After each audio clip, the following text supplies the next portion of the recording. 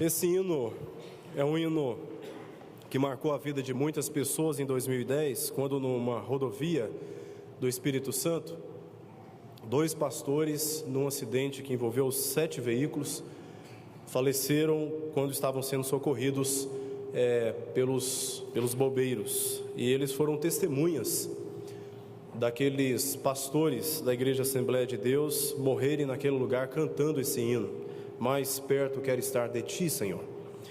E numa situação de dor, onde a morte era iminente, a oração deles através do cântico era de estar perto do Senhor, de viver perto do Senhor. E nós temos vivido dias e também situações que concorrem para nos afastar, não da presença do Senhor, porque isso não é possível, mas nos afastar da comunhão com o Senhor.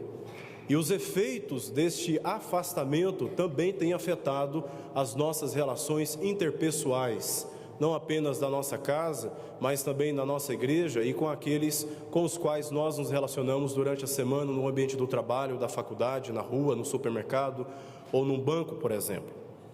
E este relacionamento com Deus, ele é determinante para os demais relacionamentos. E foi pensando nesta proposição que eu gostaria de trazer uma mensagem aos irmãos com o tema graça no relacionamento. E eu estarei usando como ponto de referência Lucas capítulo 15. Lucas capítulo 15. O Evangelho de Lucas, nesta parte, traz para nós uma história que é muito conhecida de todos nós, que é a história do filho pródigo. Essa história, ela é antecedida por outras 2 parábolas. As 3 narrativas de Lucas trazem uma mensagem só, elas se unem para comunicar uma resposta que Jesus viu a necessidade de dar aos fariseus e os escribas. O verso 1 e o verso 2 do capítulo 15 monta para nós este cenário, dizendo: aproximavam-se de Jesus todos os publicanos e pecadores para o ouvir, e murmuravam os fariseus e os escribas, dizendo: este recebe pecadores e come com eles. Por causa desta inquirição maliciosa dos fariseus e dos escribas, Jesus então propôs aqui 3 narrativas. A primeira narrativa mostra a figura de uma ovelha que se perde e o esforço do pastor deixando as 99 no aprisco em busca dessa que se perdeu. Uma vez encontrada, ele faz uma grande festa. A segunda narrativa mostra uma mulher que tinha 10 dracmas, a moeda grega. Ela perde uma dracma e ela tem o mesmo esforço em buscar aquela moeda. Uma vez encontrada a moeda, ela chama suas vizinhas e faz uma grande festa porque encontrou a sua moeda. A terceira e última narrativa fala a respeito do filho pródigo. Essa é uma parábola bastante conhecida de todos nós. A história é muito semelhante. O filho mais moço sai de casa, gasta a sua herança e aí no sofrimento resolve voltar para casa. Quando ele volta para casa, o pai o recebe, e ele recebe com tanta alegria, envolvendo os seus amigos, mata lá um novilho e faz uma grande festa também. Nos parece muitas vezes que a história contada por Jesus termina aqui. Poucas vezes ouvimos a respeito do irmão do filho pródigo, que faz parte da argumentação de Jesus a estes fariseus e escribas, que estão questionando Jesus porque ele está convivendo, está se relacionando com pecadores e com publicanos. E é esta a história que eu gostaria de me deter, a partir do verso 25, a história do irmão do filho pródigo.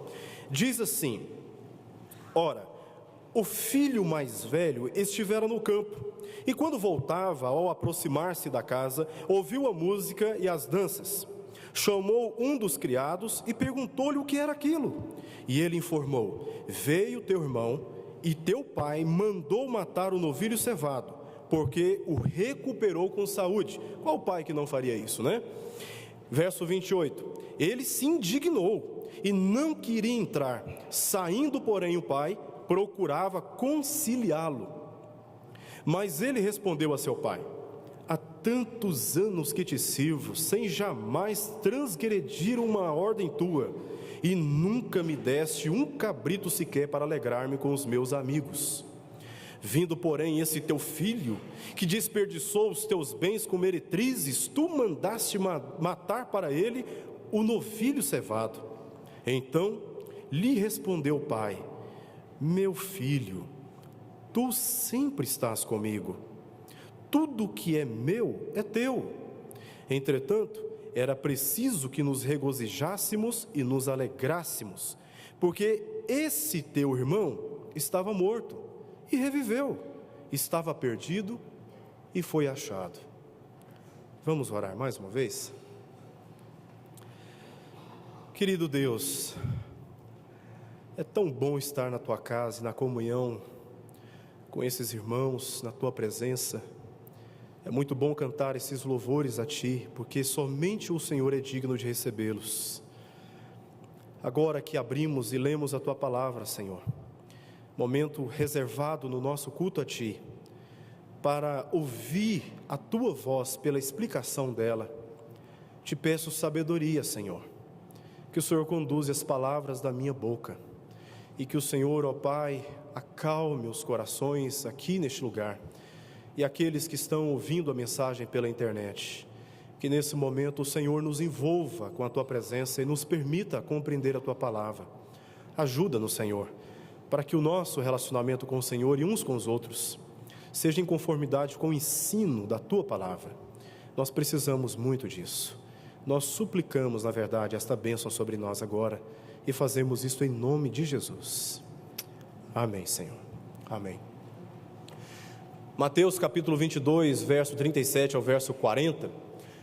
Jesus resume, com base em Deuteronômio capítulo 6 e Levítico capítulo 19, a síntese da lei, dizendo que ela se baseia em um só preceito, a saber, amar a Deus acima de todas as coisas e o próximo como a ti mesmo.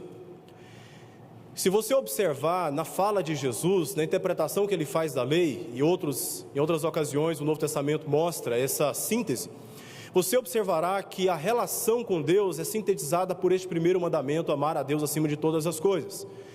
E subdividindo este mandamento, este grande preceito da lei, Jesus inclui que é necessário igualmente amar o próximo como a si mesmo. Lendo e imaginando essa relação vertical e horizontal, o que vem à nossa mente é a ideia de uma cruz, cujo centro é o relacionamento com Deus, né? Amar a Deus acima de todas as coisas, e o relacionamento vertical, que envolve a relação entre eu e o meu próximo, eu e o meu irmão, eu e o meu pai, eu e a minha mãe, eu e os meus parentes, eu e as pessoas com as quais não convivo, mas não conheço, mas que estão fazem parte das minhas relações. O foco central aqui da lei envolve essencialmente relacionamentos.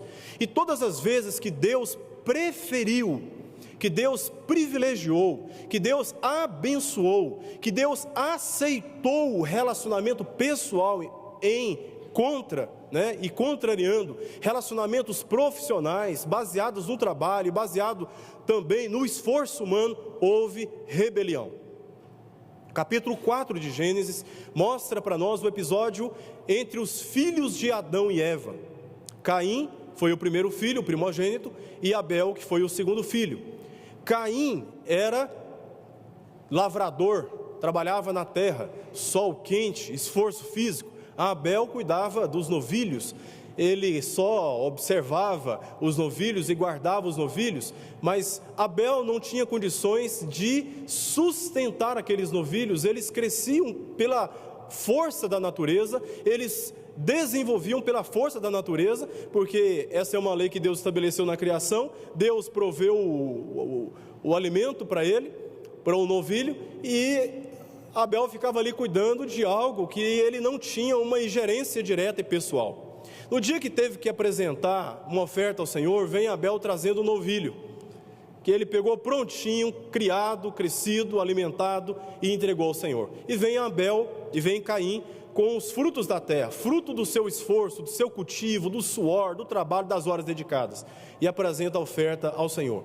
Deus se agradou da oferta de Abel, mas não se agradou da oferta e do coração de Caim. O que aconteceu? Rebelião. Caim se levantou contra Abel e matou o seu irmão. O filho mais velho, o primogênito, se levantou contra o filho mais moço. Depois da história de Adão, nós temos aí a história de Abraão. Abraão teve 2 filhos. O primeiro filho foi Ismael, filho da escrava, da trabalhadora, da serva. E também Isaque, que é o filho da promessa, filho de uma relação íntima entre Abel e Sara. Filho este que era da promessa, era o filho aguardado, né?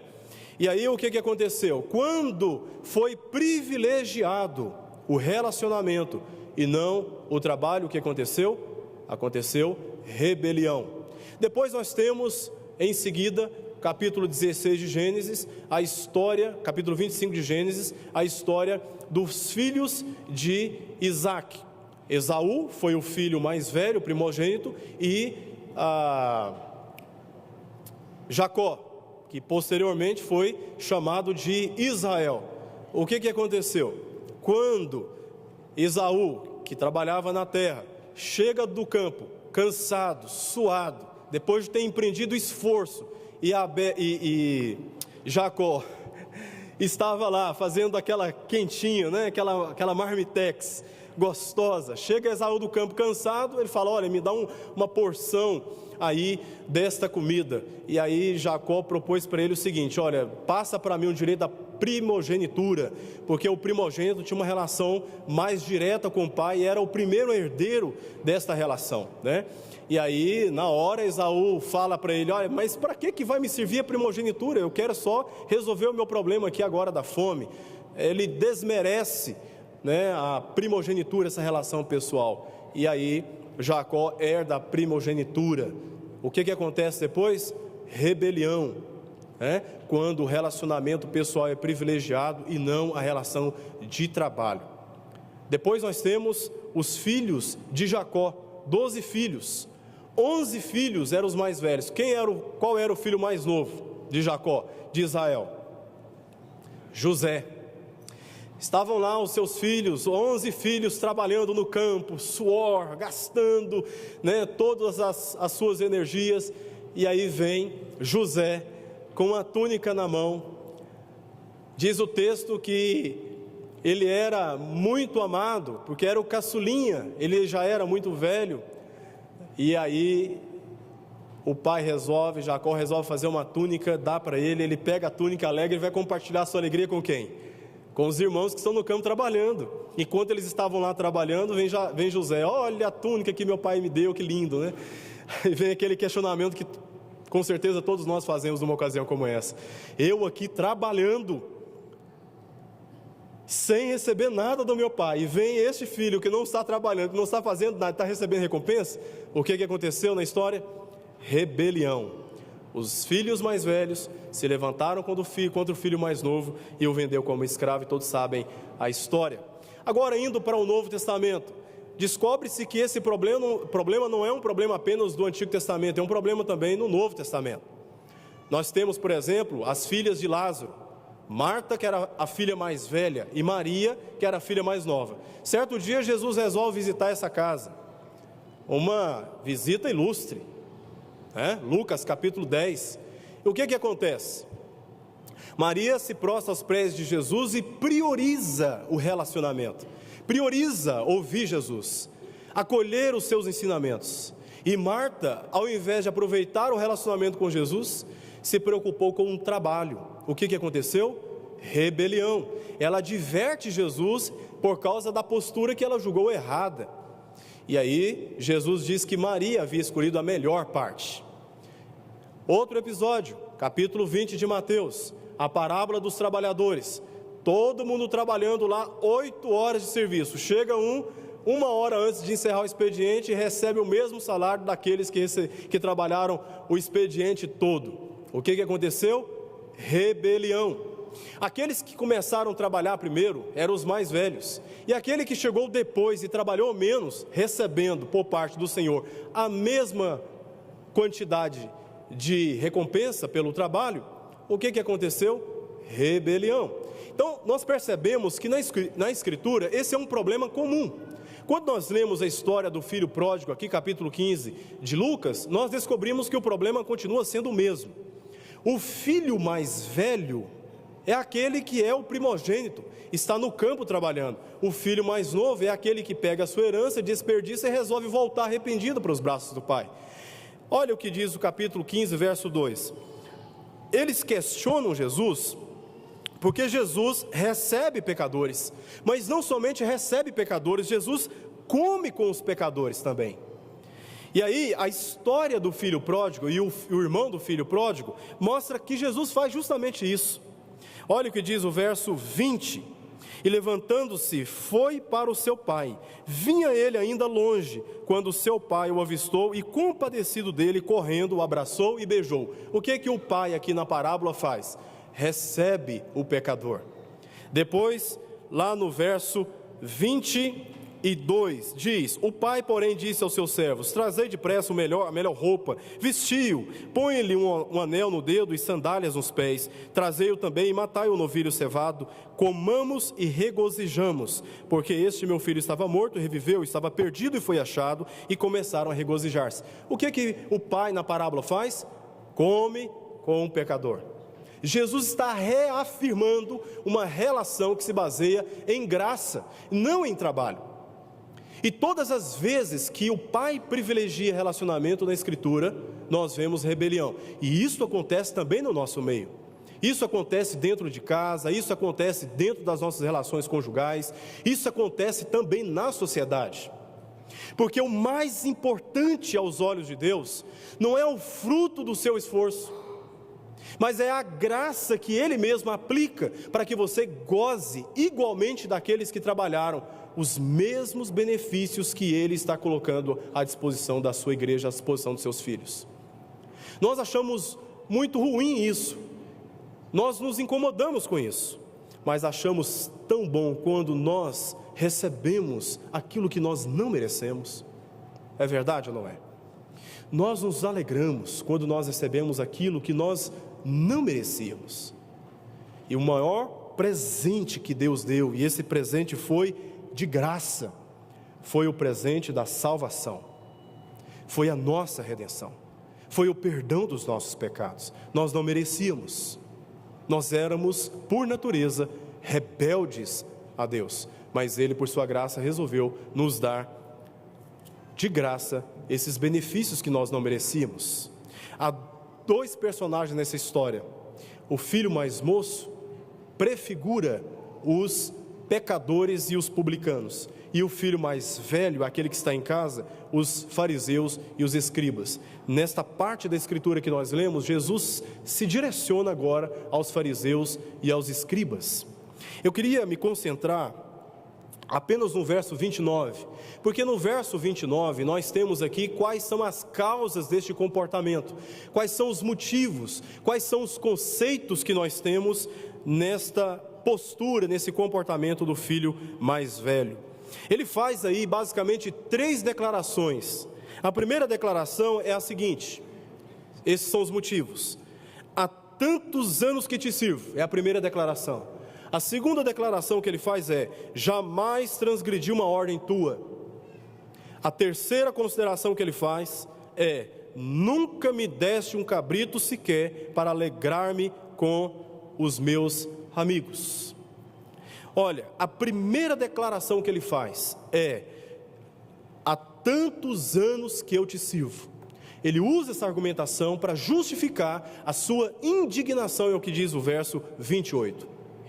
Do pai receber o filho que desperdiçou a oportunidade de fazer um bom investimento com aquela riqueza, com aquela herança, que desperdiçou a herança do pai.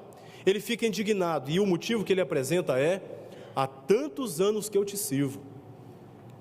Guarde, primeiro princípio: relacionamentos onde a graça está presente não devem se basear no serviço, não devem se basear no serviço, e sim no relacionamento pessoal. É possível você se relacionar num ambiente de trabalho anos com uma pessoa, sem saber sequer o que se passa em seu coração, sem saber sequer o que se passa na sua vida, sem saber sequer o que se passa naquele ambiente. Você está preocupado apenas em cumprir a sua tarefa e ir embora para sua casa. E todos, a maioria pelo menos, agem assim no ambiente de trabalho.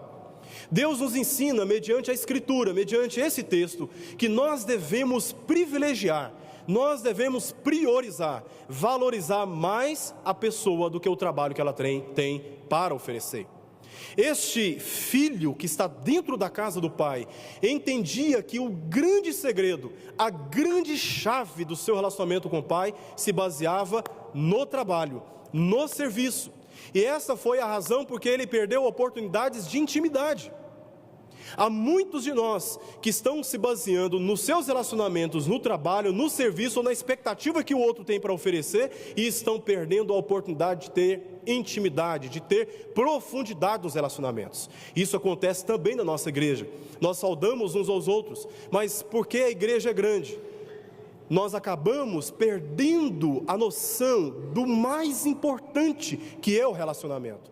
Tem pessoas que começam na igreja e terminam dizendo: eu estou frustrado com a instituição, igreja não é para mim, eu vou viver a minha vida sem igreja.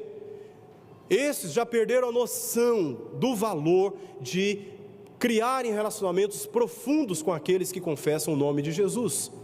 Deus privilegia antes o relacionamento pessoal, é isso que Ele valoriza. Pense comigo, se você é patrão, ou se você é empregado, e todos nós aqui ocupamos uma dessas posições na sociedade. Se você é patrão ou você é empregado, você recebe salário pelo trabalho. Você não recebe salário porque você é um cara legal. Você não é privilegiado ou recompensado porque você é uma pessoa que tem bons princípios. Você é recompensado porque você empreendeu esforços. Você utilizou das suas habilidades para justificar o salário que você deve receber. Só que o detalhe, quando você cumpre a tarefa, antes de cumprir a tarefa, você é devedor do seu Senhor. Mas uma vez que você cumpre a tarefa, isso inverte. Porque agora o Senhor é quem te deve. Você cumpriu a tarefa. Isto aplicado na relação com Deus é rebelião. Porque o relacionamento com Deus, quando ele se baseia no trabalho, no serviço, nós oramos, nós damos dízimos, nós vamos para a igreja, nós cumprimos as tarefas direitinho como um bom religioso. E agora nos sentimos na autoridade, na liberdade, no direito de dizer: Deus, me abençoe porque eu sou filho teu, porque eu tenho cumprido todas as tarefas. E nós perdemos a noção que Deus não nos encontra assim. Ele não se relaciona conosco assim, com base no nosso esforço. Nem na nossa salvação foi assim, e nem na nossa santificação é assim. Ele se relaciona conosco pela graça, porque este relacionamento vertical com Deus determina o modo como nós devemos lidar com os demais relacionamentos. E nós temos, por exemplo, a parábola do credor incompassivo. Na relação com o credor, ele é perdoado de uma dívida que ele não poderia pagar. A postura e a atitude do credor com aquele servo deveria determinar como ele deveria se relacionar com os demais relacionamentos. Ele sai e não faz a mesma coisa e por isso ele é punido. Se Deus relaciona conosco com graça, nós deveríamos também relacionar com as pessoas através da graça. Dar aquilo que elas não merecem. O nosso perdão, a nossa consideração, o nosso reconhecimento, mesmo que elas não estejam satisfazendo as expectativas que nós mesmos criamos a respeito delas. Porque a relação entre nós, corpo de Cristo, família cristã, não deve basear-se no trabalho, mas numa relação pessoal.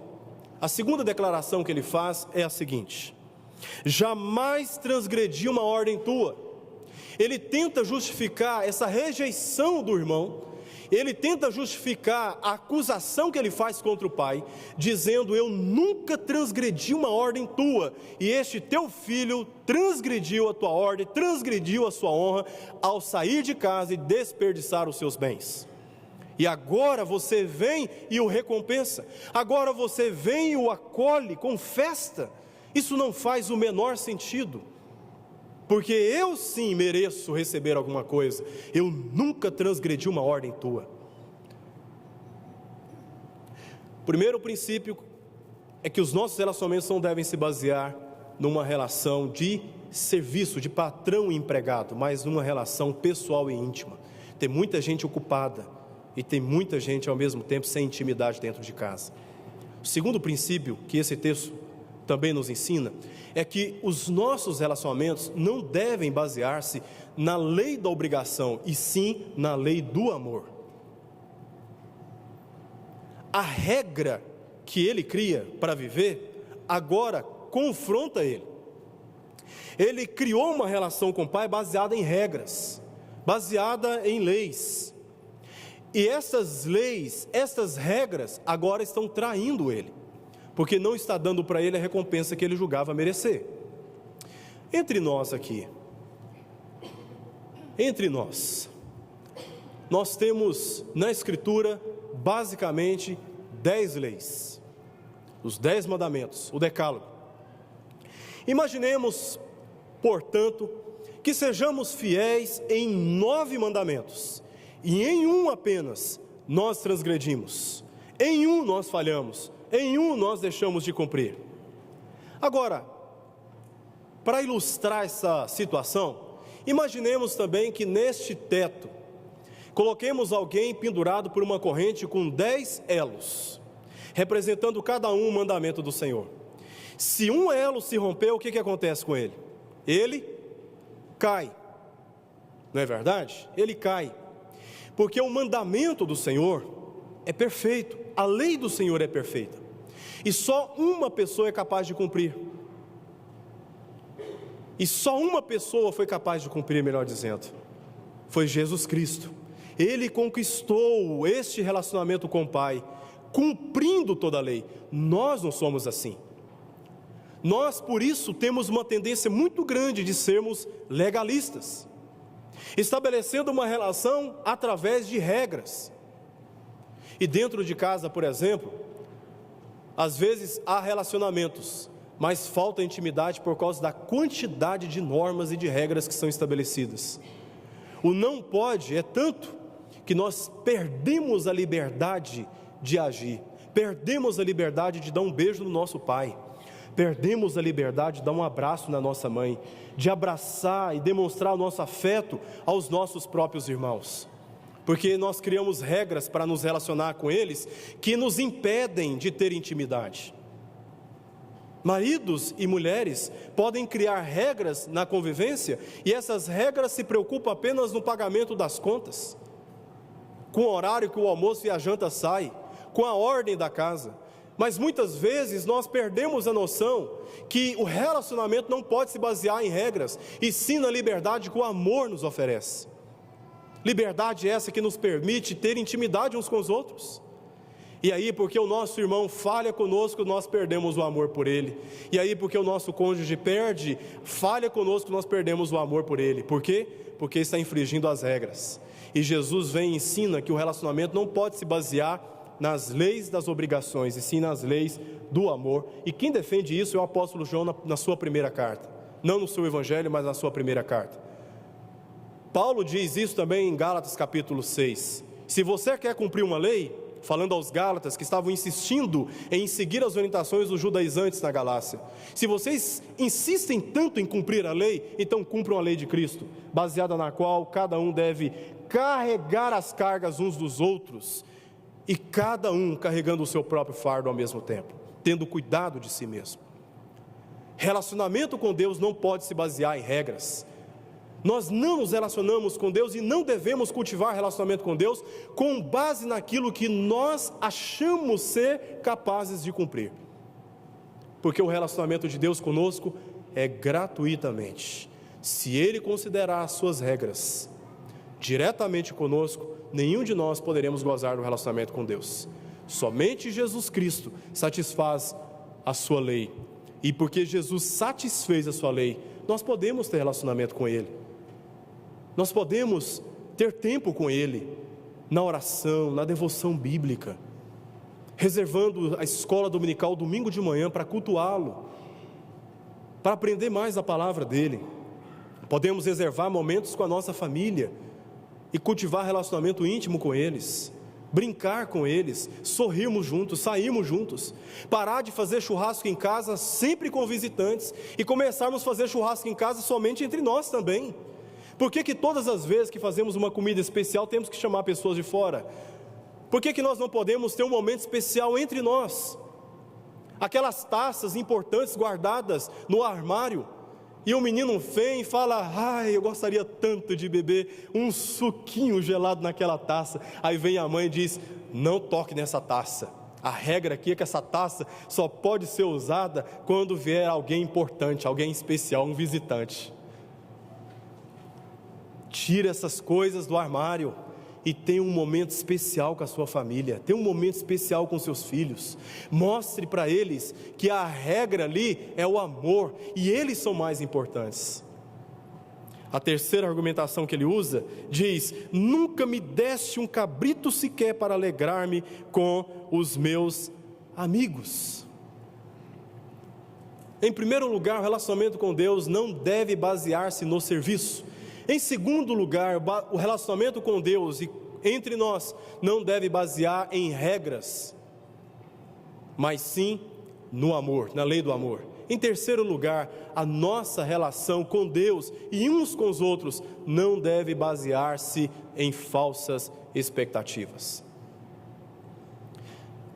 Os dois filhos contados na parábola não conheciam o pai. O filho mais moço sai de casa e depois de passar por muitos constrangimentos é que percebe o que ele tinha e havia perdido. O filho mais velho está dentro de casa, porém não enxerga o que ele tem, mas não desfruta. O filho mais novo criou uma expectativa que só poderia ser feliz livre do relacionamento do pai, fora no mundo, entre as meretrizes. Enquanto o filho mais velho, que estava dentro de casa, criou uma expectativa que só poderia desfrutar dos benefícios do seu relacionamento com o pai quando ele cumprisse a tarefa, quando ele cumprisse as regras, quando ele cativasse o pai pelo merecimento do seu próprio esforço. É por isso que ele tinha uma expectativa que naquele empenho pessoal, naquele esforço pessoal, chegasse o dia em que o pai dissesse para ele: você fez uma tarefa muito bem feita, agora eu quero te recompensar. Isso não significa que devemos ser relaxados na obra do Senhor. Pelo contrário, devemos sim nos empenhar e nos esforçar, sabendo, sobretudo, que a relação com Deus não está condicionada àquilo que nós temos para oferecer para Ele. Imagina você lavando o seu carro. Nós que somos adultos podemos lavar muito bem o nosso carro sozinhos. Aí vem o meu filho, o Ericzinho, 5 anos. Papai, posso te ajudar a lavar o carro? Eu preciso da ajuda dele? Eu não preciso da ajuda dele. Eu posso lavar muito bem o meu carro sozinho. E ele, na verdade, tem mais chances de me atrapalhar do que de me ajudar. Porque eu sei a ordem, eu sei que quando eu vou lavar o carro, a primeira coisa que eu devo lavar é o quê? É o teto. E não as laterais, a frente ou a traseira do carro, mas é o teto. Ele não vai alcançar, ele não pode me ajudar, mas ainda assim posso permitir que ele me ajude, porque isso dá significado para ele na relação comigo. Da mesma forma Deus se relaciona conosco. Aquilo que nós fazemos não pode substituir aquilo que Deus pode fazer sozinho. Pelo contrário, nós servimos o Senhor como uma experiência de graça da parte dele. Ou você acha que Deus não pode agir sozinho? Ele pode muito bem agir sozinho, sem a nossa participação na difusão da sua palavra, na difusão do seu evangelho. Ele pode agir sozinho. Ainda assim, Ele nos deu o privilégio de participarmos. E os anjos almejaram essa oportunidade de proclamar o evangelho da ressurreição de Jesus. Mas Deus nos confiou gratuitamente o privilégio de trabalhar para Ele, de servi-lo. Mas nós não somos empregados, nós somos filhos. E isso faz toda a diferença. Meu filho pode não me ajudar, não pode substituir aquilo que eu posso fazer. Mas isso não determina a intimidade que eu tenho com Ele. Isso não determina o valor que Ele tem para mim. independente do que ele faz, ele continua sendo o meu filho. Ele pode falhar, ele pode errar, e ele irá falhar, e ele irá errar comigo, e eu ainda assim devo considerá-lo meu filho, não meu empregado. O filho mais moço, na hora do constrangimento, ele tomou uma decisão: vou para perto do meu pai, e eu direi ao meu pai: trata-me como um dos teus escravos, um dos teus trabalhadores. Mas quando ele chega diante do pai, depois de confessado o seu pecado, pequei contra os céus e diante de ti, o pai, corta na hora a segunda argumentação dele. Ele não chega a dizer: trata-me como um dos teus trabalhadores. É interessante que quando o filho se encontra com o pai, no texto português, nós não temos isso muito claro, mas no texto grego, e a tradução na língua inglesa é mais claro: o pai abraça o seu pescoço. Um idoso abraçar o pescoço. O idoso, o sistema patriarcal, ele distanciava os relacionamentos, eles não tinham esse tipo de intimidade, mas Jesus mostra a figura de um idoso, abraçando pelo pescoço o pai. Uma coisa é você cumprimentar tocando as mãos, outra coisa é você cumprimentar a pessoa abraçando o seu pescoço, colocando no seu peito. Isso mostra uma intimidade que se baseia numa verdadeira expectativa que Deus tem conosco, numa expectativa que nós devemos praticar uns com os outros. Nós nos frustramos uns com os outros por causa das nossas falsas expectativas. Nós nos frustramos com a nossa igreja por causa das falsas expectativas que nós criamos a respeito dela.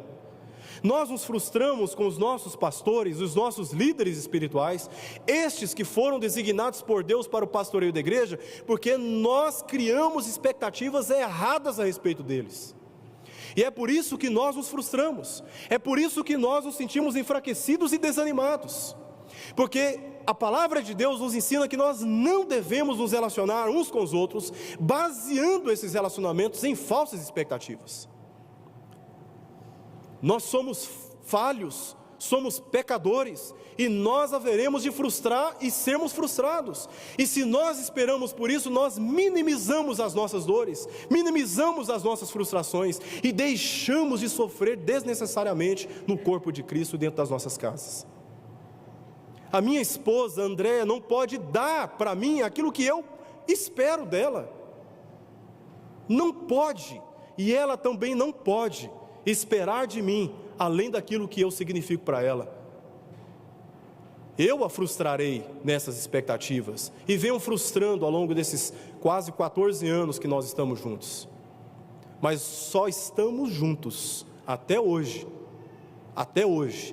porque nós não devemos criar expectativas aquém daquilo que as pessoas significam.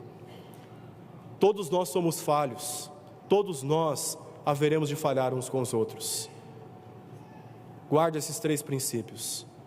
Relacionamentos onde a graça de Deus é aplicada não devem se basear de maneira alguma numa relação de trabalho, como se você fosse empregado do seu irmão, como se você fosse empregado do Senhor, como se você fosse empregado do seu patrão. Você é servo de Cristo no ambiente do seu trabalho, e quem diz isto é Paulo, em Colossenses 3, 23 a 25, tudo quanto fizerdes, fazer de todo o coração, como para o Senhor e não para homens, cientes que do Senhor recebereis a coroa, a recompensa da herança. A Cristo o Senhor é que está servindo. Num contexto em que Paulo está falando da relação do empregado com o seu patrão, você está servindo o Senhor, você está numa relação com o Senhor, e isso transcende as nossas relações humanas. Isso nos mostra que a minha relação com a minha esposa tem antes a ver com a minha relação com Deus. E se a minha relação com Deus for bem fundamentada, for sólida, for bem nutrida, a minha relação com a minha esposa sofrerá os efeitos dessa intimidade com o Senhor. Mesmo no momento de morte, como aqueles 2 pastores lá no Espírito Santo, feridos, e os bombeiros chorando compulsivamente, dizendo em testemunho, e isso está na internet, em toda parte, que eles nunca viram uma cena daquela. Aqueles pastores prestes a morrerem, ensanguentados, dizendo: mais perto quero estar de ti, Senhor. Quantos de nós perdemos a noção dessa relação com Deus, dessa intimidade com Deus, porque nós criamos expectativas erradas com Ele? achando que Ele não está nos dando aquilo que nós merecemos, com base naquilo que nós estamos fazendo. 3 aplicações e assim estaremos encerrando. Primeiro, valorize mais pessoas. Valorize mais pessoas do que o trabalho que elas têm para oferecer. Olha, nós estávamos conversando com a minha esposa ontem, né? Nós temos uma agenda muito dominada do ponto de vista capital. Começamos em dezembro com o Natal, os gastos. Depois tem o Ano Novo, gastos. Aí vem férias, mês de janeiro. Final de janeiro as crianças estão voltando para a escola, gasto. Fevereiro o pessoal gosta de tirar umas férias, gasto. Aí vem IPTU, vem PVA, não é verdade? Mês de maio, Dia das Mães, aí temos que dar presente para as mães, participar, fazer uma viagem aqui, outra ali, né? Temos que recompensá-las de alguma forma. Aí vem agora o mês de julho, férias novamente, sem considerar aqui que cerca de 40% daquilo que nós ganhamos, que nós recebemos da nossa receita, são aplicados em impostos. Nós não temos condições de relacionar com as pessoas com base naquilo que elas querem ganhar de cada um de nós. Relacionar com as pessoas com base em presentes, nós não podemos, nós não conseguimos. Eu não consigo me relacionar com as pessoas que eu amo dando presentes. Eu devo aprender a relacionar com as pessoas valorizando muito mais a presença delas, a relação com elas, do que os presentes que eu posso dar para elas. Dia dos Namorados, tem mulheres que se sentem chateadas porque não puderam ganhar nada dos seus maridos, e tem maridos que se sentem frustrados porque não puderam oferecer nada de material para eles. Mas espera aí, nós devemos valorizar, se tem condição tudo bem, mas nós temos que aprender a valorizar muito mais o relacionamento que o presente. E tem mãe que só se sente honrada no Dia das Mães. Durante o ano inteiro ela não se sente honrada pelos relacionamentos, porque os relacionamentos estão sendo negligenciados. Devemos valorizar mais as pessoas do que os presentes.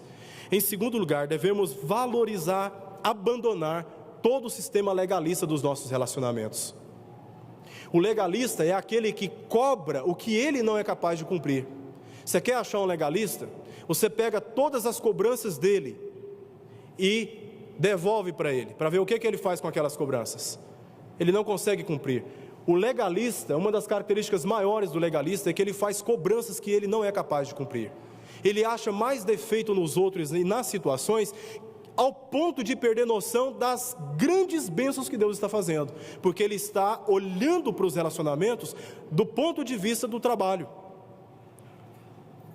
O legalista, ele perde o essencial por causa de coisas periféricas, coisas que não são de tanta importância, coisas pequenas, e por causa de migalhas, por causa de coisas pequenas, eles brigam, eles se chateiam, eles se criticam, eles se debatem, eles se depreciam e acabam perdendo o essencial, que é o relacionamento saudável entre irmãos. Devemos abandonar toda forma de legalismo nos nossos relacionamentos. Em terceiro e último lugar, devemos desfrutar da graça, receber sem ter trabalho. Se Deus nos deu sem merecer, devemos aprender a relacionar com as pessoas, amando-as, sem que elas mereçam também o nosso amor, sem que elas mereçam também a nossa consideração e o nosso respeito. Devemos relacionar com as pessoas do ponto de vista da graça de Deus, da graça que Ele exerceu com cada um de nós. Sabe o seu irmão, sabe a sua irmã, membros da sua família que te decepcionaram? A palavra de Deus nos ensina que nós devemos nos relacionar com base na graça. Quando aquele irmão mais velho se sente indignado com a volta do seu irmão, o pai sai em busca dele. Um está entrando pela porta da frente, voltando pela porta da frente, o outro está pulando a janela.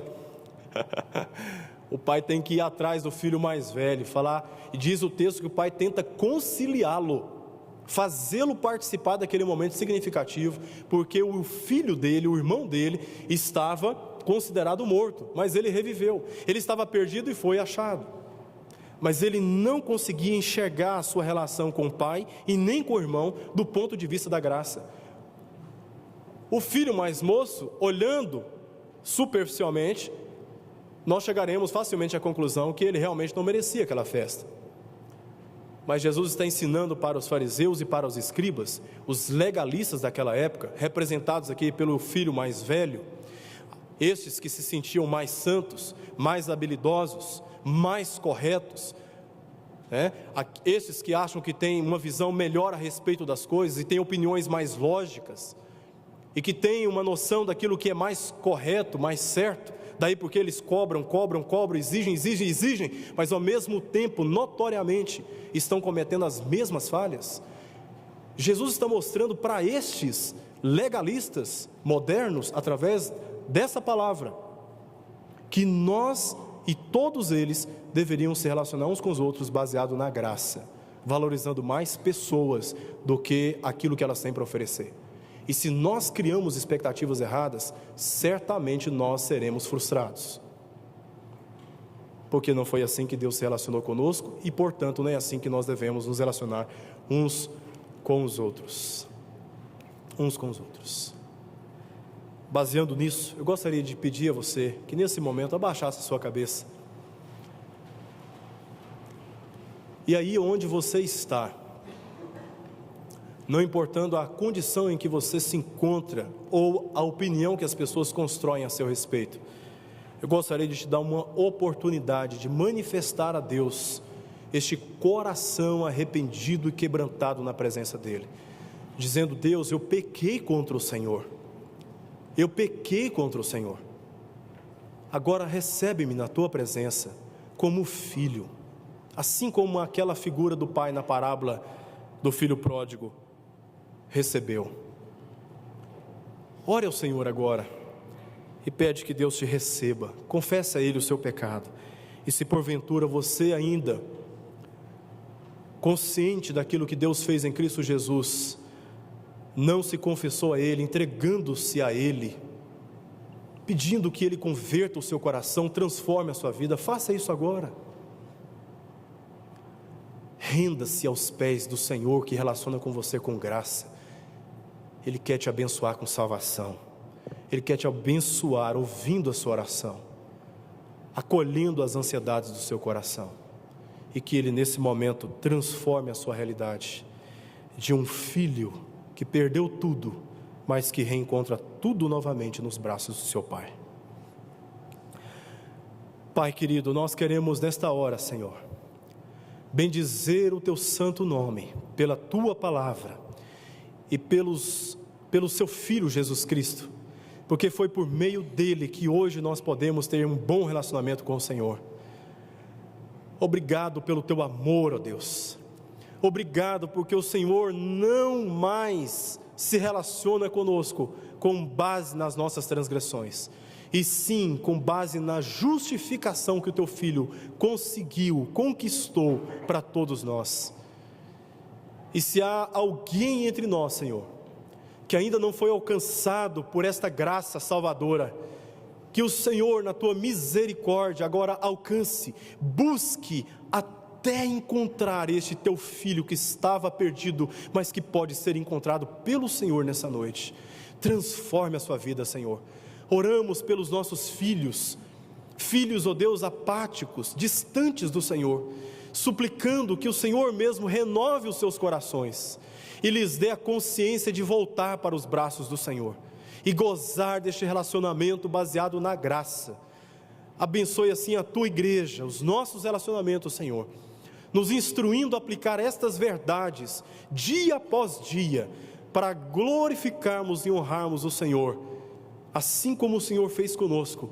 Ensina-nos a fazer o mesmo com os nossos irmãos, e afasta do nosso coração todo o legalismo. Ajuda-nos, ó Deus, a relacionar com estes pecadores e publicanos, pessoas que não são tão santas como nós julgamos ser, com base no amor com que o Senhor nos amou. É o que te pedimos em nome de Jesus. Amém, Senhor.